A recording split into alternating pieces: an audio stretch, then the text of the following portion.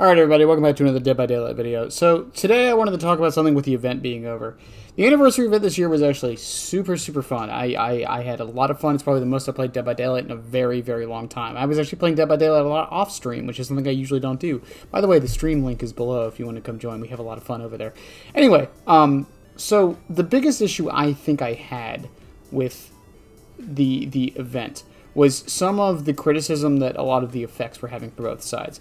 So the two in particular were remote hooking and quiet mode, both of which I think were powerful in their own right. I think quiet mode was a lot more powerful than people were giving it credit for. Many times I would lose survivors completely when they were just standing right beside me because I couldn't hear them, no scratch marks, no blood, no nothing. But that's not what I want to talk about. I want to talk about remote hooking. There's a lot of discussion on whether or not remote hooking should come back next year, and I honestly think it should. I was able to make a build around it that I thought was super fun with Starstruck and Awakened Awareness, which there's a video about that some have seen. But that's not the only reason why. I think remote hooking was a really great way on the killer side of things, and I might be showing my bias with this, but to help the game pace keep going. Even when I was using it the way I was using it, there was never a moment where I was just kind of walking somewhere to do something. I was always in motion, keeping my momentum throughout the match. And I think that's something about remote hooking that people tend to forget. This meant, for a lot of people, we didn't have to run as much slowdown because we weren't wasting as much time with hooking. I think people tend to forget that hooking is a very long and arduous process. It doesn't seem like it, it's 10 seconds here and there, but that does add up. Especially if someone gets unhooked, then it feels like a complete waste of time, including the waste of time with the chase in the first place to down the person. But remote hooking kind of alleviated that a little bit. Now, should this be added to the base game? I don't think it could in its current state, but there are some changes I would make to remote hooking next year, and if it was to be added to the base game, I have an idea to do that too.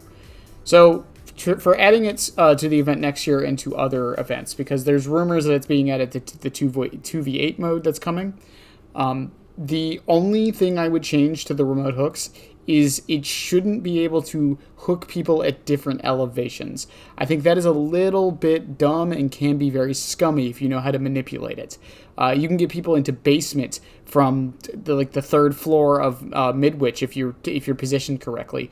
There's a few times on Thompson House where I would be completely away from the house, but the closest hook was the one on the second floor where no one could get to or anyone was, and they would just go up there, and that would probably cause the person to die because no one can waste the time to get up there at the time. There's a lot of situations like that. Now, that's the only change I would make to it if they do bring it back next year. I don't know how hard the coding would be for that, but I do think that it's one thing. It should just be on the level you're at. I think Swamp would be the one exception because of how that map's terrain works. But yeah. Now, apart from that, bringing it to the base game. I've heard some people saying they want it brought to the base game. I would love this.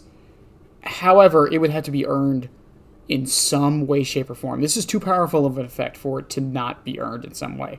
I've heard suggestions for making it a hex perk, some for making it a scourge hook, some for making it so once you hook everyone once, you can then remote hook from then on out. My suggestion is definitely the scourge hook angle, but here's basically how I would do it. I would make it so once you hook somebody on a scourge hook, I don't know what to call it. I guess I would call it scourge hook remote hook or something like that. You would hook them on a scourge hook. Once they are unhooked, it activates. The next time you would pick somebody up, you can choose to press the Q button and automatically hook them. That is honestly how I would think I would do it. I don't know how powerful that would be. If we should give it a limited number of effects of only 4, similar to pain resonance.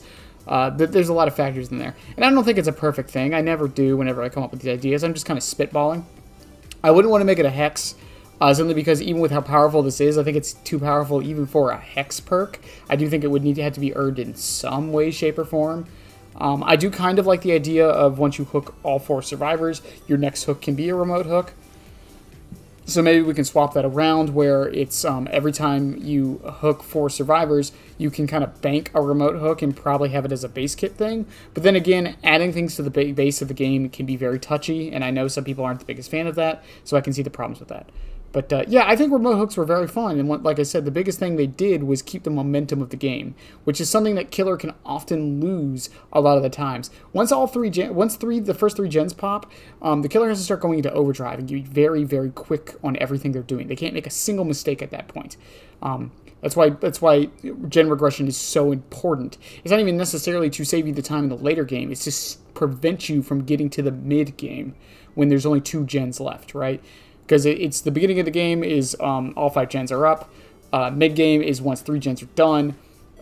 Mid game is the when it's 2 gens. Late game is halfway done with the first gen or the last gen, and once the exit gates are powered and all that stuff. But that momentum you need to keep carrying after those first 3 gens pop is extremely important, and I think remote hooking was one of the better ways to alleviate that. If it just is an event thing, I think I'd be cool with it. I would love to see how it gets reiterated on, though, in the next year's event, or if it gets added to other events, if it becomes like a normal, regular thing for events.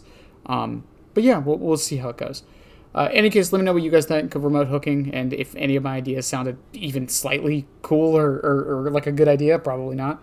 But I love y'all. Have a good one, and yeah, bye. Subscribe, damn it. I'll be back. I always come back, and so should you, you moron.